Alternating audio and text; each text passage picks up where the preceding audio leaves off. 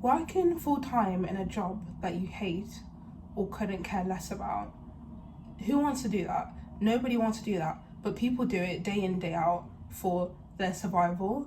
And I just feel like I wasn't really built for corporate. I wasn't built for working a 9 to 5. I know a lot of people feel that way, and Hi guys, it's P. So this is like a unplanned video. It's more like a digital vlog because I'm feeling all types of feeling and I just need to let it out.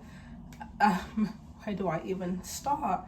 So I'm like stressing. I'm feeling very overwhelmed. Like my thoughts are racing. I'm overthinking. I'm like, oh my gosh.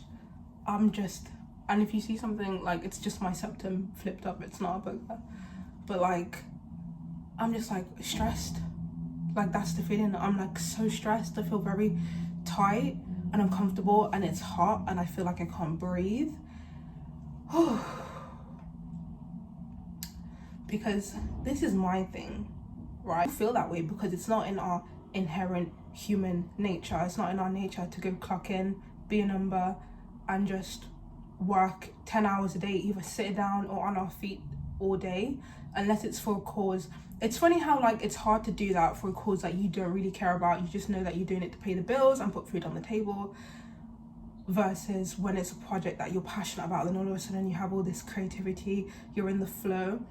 And my issue is this: I really want to start a business, and when I say start a business, obviously mean a successful one that's generating a stable amount of income that I can scale and grow and sort of have a status to be like, yeah, I run my own business, I'm XYZ, and I know that I have a lot to offer. Like I know that I have talents and things about me, but at the same time I'm like, but what can I sell? What can I do that's, you know? And like even recording this is just like really hard right now because it's just like, oh, okay, I'm back. I've tried to film this video so many times. I just need to actually lock in. So I'm back and I've had a lot of time to think. So this is the plan that we're gonna go with. I don't know if it's me. Like, is it me? Am I the problem? Because anytime I'm like, okay, every time I go back to my drawing board, I'm like, okay, what do I really want out of life? What is gonna make this brain happy and feel satisfied? And my mind always goes to travel. I really want to travel the world. When I had my first taste of it, it was so good, you know, and I love eating, I love food. So because I love eating, like food is my happiness. So I decided, okay, I'm gonna be, you know, a food content creator, because this is my issue. And this is what I'm wondering, am I the toxica? Because I just find it really jarring to go get a qualification for something that doesn't necessarily mean you're qualified. But for example, like if I wanted to actually sell food, I'm gonna need certificates, I'm gonna need insurance, I'm gonna need like a ghost kitchen. All of those are expensive, have high startups. And I decided I wanted to take the easy way out and do something that doesn't necessarily require qualifications. And obviously posting on social media is. Now, I'm not saying my food, like my content is the best. It's definitely not. But I decided I want to be consistent and post while I figure things out, because it's better than stalling and just learning as I go along. And not gonna lie, I thought, yeah, I'll post for a bit and there's gonna be a video that makes me go viral and then that's me, I'm done and clear. That didn't happen. The growth has been really slow, like painfully slow, to the point I'm like back at the drawing board. I'm like, okay, being an influencer obviously isn't all sugar and rainbows, because why am I not at 10k yet? Like, why don't I have 100k literally tomorrow? So I've gone back to the drawing board. I digress. So I was saying about traveling and stuff. So I'm like, okay, every time I'm like, how to become a digital nomad, you know, like how do I like work from my laptop? How do I work from my phone? I keep seeing social media marketing and social media management. So I'm like, okay, cool, I'll start that business. I'm on social media every day. I've been posting since I was about 12. Let me be a social media manager and da da da.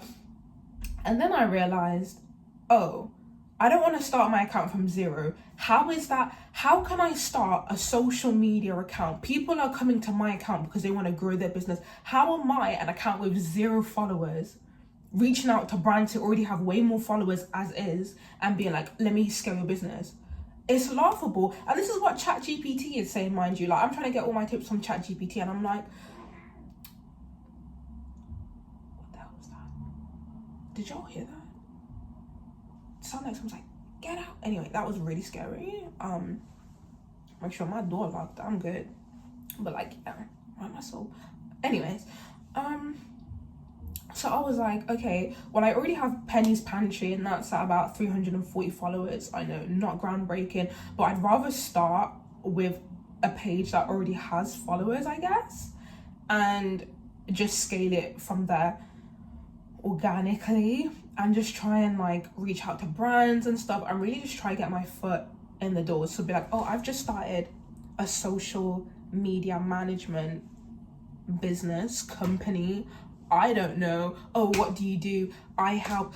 Because this is the thing, it's like, I need a portfolio. I need to be able to say, okay, I'm good at doing, so I need to trial it, but it's like, I need to find people that's gonna let me trial it. I need to find people that's gonna let me trial it. You know, and it doesn't just have to be food, but obviously like food is a big passion of mine. Travel is also a big passion of mine. But the whole reason I'm doing content, making content, is so I can travel. I just want to travel, man. I just want to travel. You can't travel for free though. But it's like, if you work a full-time job, it gives you money, but it don't give you no time. And when you're a freelancer, entrepreneur, like hustling or whatever, it's like, okay, you have all the time, all the freedom, but you ain't got no dough. So I'm trying to figure out something that's like, you know, a little bit in the middle. So it is so hard to live though nowadays. It actually makes me mad, because if you want to rent a place, like if you want your own place, you need to be working full time. That doesn't work if you're an entrepreneur. And it's like, how can you be an entrepreneur and start your own business if you're working full time? Trust me, I've done it and I was exhausted. When I was waking up at 4, 5 a.m. to get for my earliest shift, which is 6 a.m. And then I do my 9 hours and I finish at 3, get home around 4, half 4, 5, whatever. I'm exhausted, I'm tired. I don't want to be thinking about, oh, my business, what to post. Okay, people that have discipline or whatever, they can maybe do it. And vice versa. If I'm going to work at 3 p.m. and then I finish after 12, I'm not asked to do anything but just get in bed and rest for the next day. So I'm almost doing this as like an accountability. Like today, I'm gonna start my pitches and stuff. So the idea is, it sounds really delulu, but the idea is, so I'm currently employed. I tried telling my mom yesterday, I was like, Mom, I cut my hours down, like I'm no longer doing full time. And she just kind of didn't really get it. So I just kind of backtracked. She was like, oh, you're still on probation, like just be careful and stuff. And it ended up instilling fear into me, because I'm remembered, oh, actually I am still on probation. And it's losing that job wouldn't be a good thing for me, but it's all in God's hands, you know what I mean? God knows best. So this is my plan. It's cut my hours. Cool. So I'm now on 0 hours. I still would like a stable form of income. And on Friday, I have an interview to be a nanny, which I'm really excited about. I really leveraged the fact that I've done a lot of personal care, I've done care work, I've had brief nursery experience, and I'm also a certified English teacher. So I'm trying to present my profile as educational, private tutoring, and luckily by God's grace, I have an interview with a family on Friday. Now, low-key, I'm crapping myself, because I'm either gonna get this and I'm gonna be situated, because the plan is, if I get that, I'm gonna be working 5 days a week, and then I can work my job on the weekend. So I'm basically, sometimes I can be working 7 days, sometimes not, but that really puts me in a good position to have the time I need to build something on the side and scale it whilst actually being employed and whilst doing my own freelancer thing. So I'm really, really chuffed about that. But then obviously the fear in me is like, if I don't get this nannying gig, I'm cooked, because Monday to Friday, now I need to figure out what I'm gonna do, because I'll be damned if I be at that place where I'm working again full time. But that's the thing, it's like you gotta really pick. And right now I have enough savings to be like on my feet and steady, but I don't want to burn through those savings. Like, I can't lie, having money and being scared of losing it is actually like low-key worse than like when you're broke. Like I don't know, like being broke stresses me out.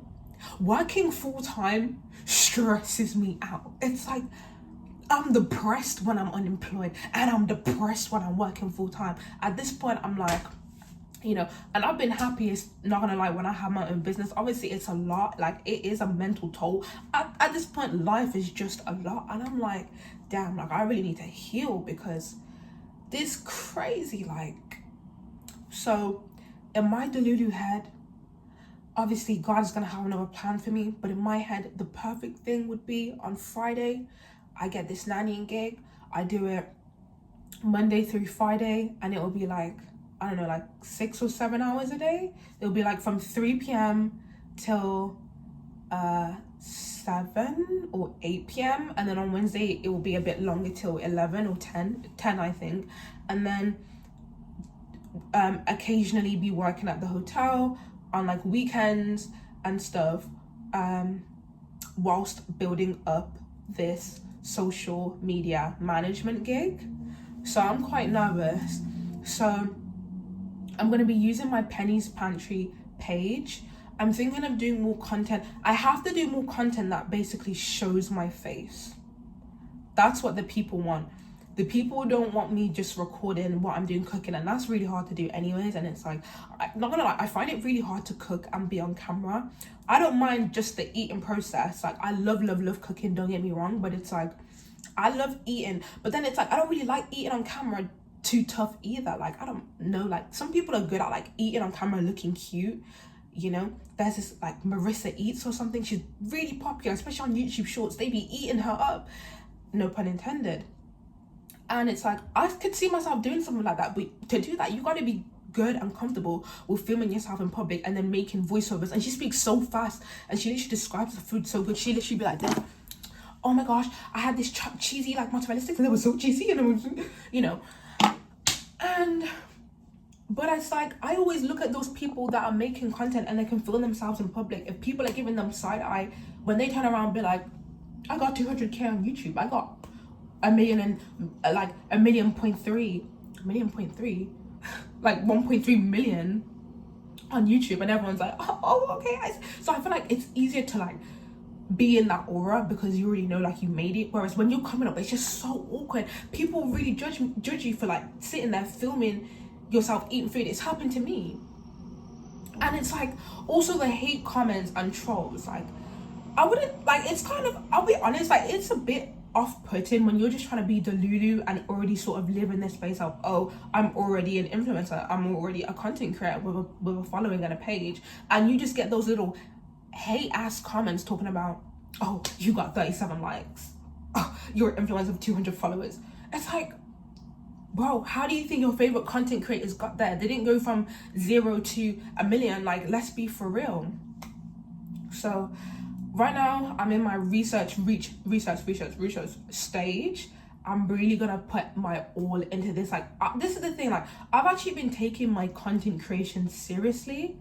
You know, I've been posting short forms, you know, every day, even if I'm like, oh, this isn't really that good, like this doesn't look like I put that much effort into it, you know, like lazy day. But I'm trying not to break the streak, even though some days I'm like, oh, it's literally by 6 p.m. and I'm like, oh, I'm literally stressed and I've got so much like bigger fish to fry in life, like my income, and I'm like, this isn't going anywhere. So I'm really trying to lock in, because this, like, it's a double-edged sword. ChatGPT, you be asking ChatGPT, how can I be a digital nomad, how can I be, and he'll be like, oh yeah, post, you know, da da da, and it's like, okay, that's great, but I need money, I need dinero so that I can buy the things like pay my rent. I can't pay my rent with 200 followers and 3 views. And then it's like, but then if you're working so much, you don't actually have the time to make the content. So it's like, I gotta find like a nice part-time, 0 hours, you know, anything freelancer. It's so hard out here. Like, I don't even have a car. I'd be doing Uber Eats, Just Eat, Deliveroo, you know. But it's like, it is so hard. Like, I've even considering doing like cleaning, but being a cleaner, you're basically self-employed and you have to have your own equipment. That's like investment. And plus, if you want to be a cleaner, they expect you to have like experience. There's certain things like, it's better. People say, oh, do what makes you happy, but it's really hard to like change careers or do something that you'd prefer to do rather something else without like having the experience. Like, you gotta find someone that's willing to take a chance on you. You actually gotta speak with people. You gotta find someone who's actually like willing to help you. You gotta make connections. You gotta go out there and speak with people. I know I have what it takes to be successful, period. Oh my gosh, I get so shy when I hear people around. So yeah, if you're interested, join the journey and we're gonna try and do this. So right now, I don't want to strategize too much. I just want to take action. So tonight I might just focus on like pitching, sending pitches to brands, and like my own content.